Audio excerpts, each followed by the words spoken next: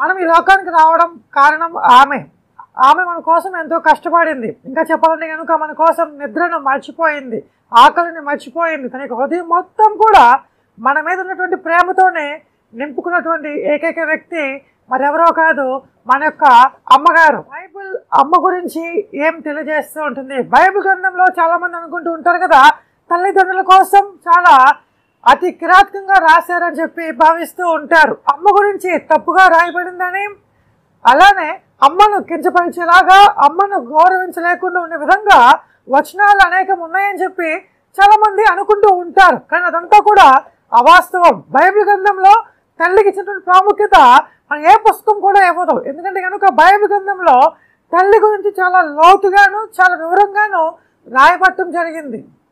సామెతల గ్రంథం 31వ అధ్యాయం 28వ వాక్యం చూస్తే కనుక సొలొమోను అంటూ ఉంటాడు కదా, ప్రతి కుమారుడు లేదా ప్రతి ఒక్క బిడ్డ కూడా తన యొక్క తల్లిని ధన్యురాలు అనాలి.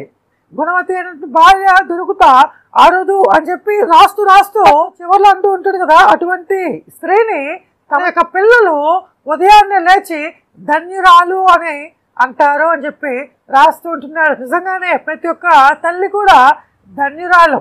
అందుకని మనం గమనిస్తే కనుక ప్రతి కుమారుడు లేదా ప్రతి ఒక్క బిడ్డ కూడా ఉదయాన్నే లేవగానే తన తల్లిని దీవించేవాడిగా ఉండాలి. నా తల్లి ధన్యురాలు, నా తల్లి ఆశీర్వదించబడిన తల్లి, నా తల్లి యొక్క ప్రార్థన దేవుడు ఆలకిస్తున్నాడు, నా తల్లి దేవుని యొక్క సేవకురాలుగా ఉంటుందని చెప్పి మనము తల్లిని కొనియాడాలి.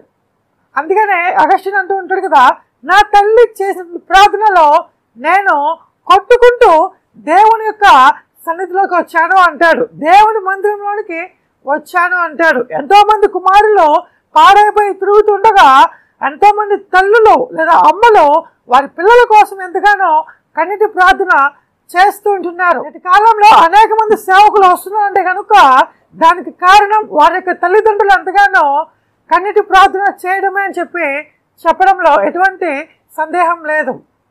నిజంగా ఒక తల్లికి దేవుడు ఇచ్చేటువంటి గౌరవం ఏమిటంటే కనుక ఆ తల్లి యొక్క పిల్లలు ఆమెను కొనియాడటమే. అందుకే బైబిల్ తల్లి ప్రేమను పరిశుద్ధ దీవెనగా భావిస్తూ ఉంటుంది. తల్లి ప్రేమ పొందిన వారు దేవుని దీవెన పొందుకున్న వారితో సమానం అని చెప్పి వివరిస్తూ ఉంటుంది.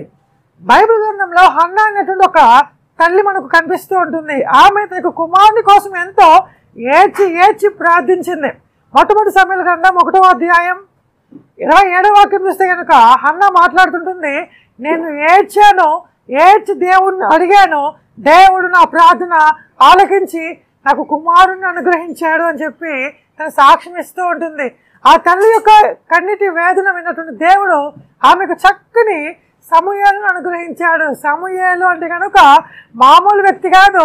బైబిల్ గ్రంథంలో ఒకేసారి 3 రకాల పరిచయం చేసినటువంటి గొప్ప వ్యక్తి ఎవరైనా ఉన్నారంటే కనుక సమూయేలు మాత్రమే.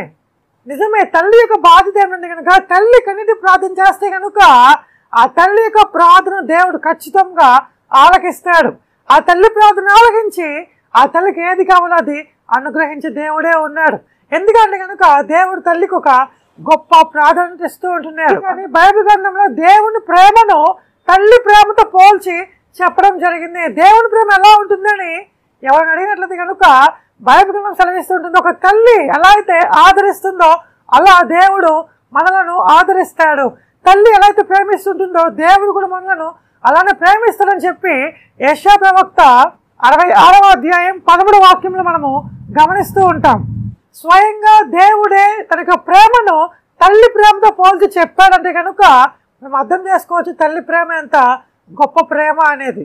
అదేవిధంగా యేసుక్రీస్తు వారు కూడా తల్లిని అనడే కానీ మర్చిపోలేదు. చాలా మంది అనుకుంటూ ఉంటారు, మరియను అలానే యేసుక్రీస్తు యొక్క సోదరులు వచ్చి యేసుక్రీస్తుని కలవాలనుకున్నప్పుడు శిష్యులు వచ్చి యేసుక్రీస్తు చెప్తారు, నీ తల్లి అలానే నీ సహోదరులు నిన్ను కలవడానికి వచ్చి ఉన్నారు అని. అయితే యేసుక్రీస్తు అంటూ ఉంటారు కదా, ఎవరు నా సహోదరి, ఎవరు నా తల్లి, దేవుని చిత్తము నెరవేర్చువాడే నా సహోదరులు అని చెప్పి చెప్తూ ఉంటారు. ఈ మాటను బట్టి యేసుక్రీస్తు వారి తల్లిని పట్టించుకోలేదని చెప్పి చాలా మంది వాదిస్తూ ఉంటారు. కానీ నిజానికి ఆయన చనిపోతూ కూడా తల్లి యొక్క బాధ్యత కోసం ఆలోచించిన వ్యక్తిగా మనము చూస్తూ ఉంటాం.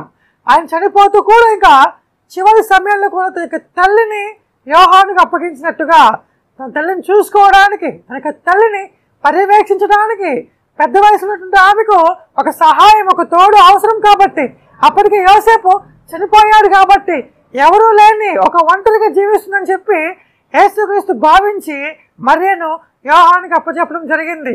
యేసుక్రీస్తు యొక్క బాధ్యత మొత్తం కూడా యోహానుకి అప్పచెప్పడం జరిగింది. యోహాను తన యొక్క తల్లిని అనగా మరియను చాలా జాగ్రత్తగా చూసినట్టుగా మనం చరిత్రలో చూస్తూ ఉంటాం. అందుకనే యేసుక్రీస్తు వారు సైతం కూడా మరణించే ముందు తల్లిని గౌరవించినట్టుగాను, తల్లి కోసం ఆలోచించినట్టుగాను, తల్లిని పట్టించుకున్నట్లుగాను మనం చూస్తూ ఉంటాం.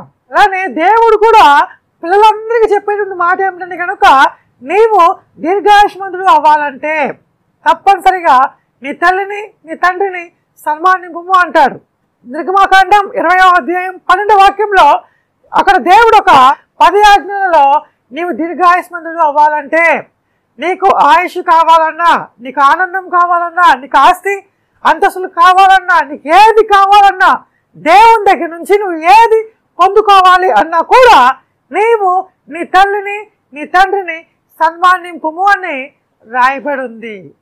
మా దేవుని దగ్గర నుంచి నీకు ఏ లాభం కావాలన్నా, ఏ అద్భుతం కావాలన్నా, ఏ ఆశ్చర్యక్రియలు కావాలన్నా, నువ్వు దీర్ఘాయుష్మంతుడు అవ్వాలన్నా, నీ జీవితం బాగుపడాలన్నా నువ్వు తప్పనిసరిగా నీ తల్లిని సన్మానింపుము, నీ తండ్రిని సన్మానింపు అని చెప్పి బైబిల్ నేర్పిస్తూ ఉంటుంది.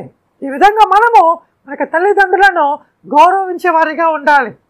కాబట్టి మనందరం కూడా మన తల్లిని గౌరవిద్దాం, తన ప్రేమకు తల వంచి కృతజ్ఞతలు తెలుపుదాం. దేవుడు మిమ్మల్ని దీవించును గాక. ఆమెన్. Praise the lord.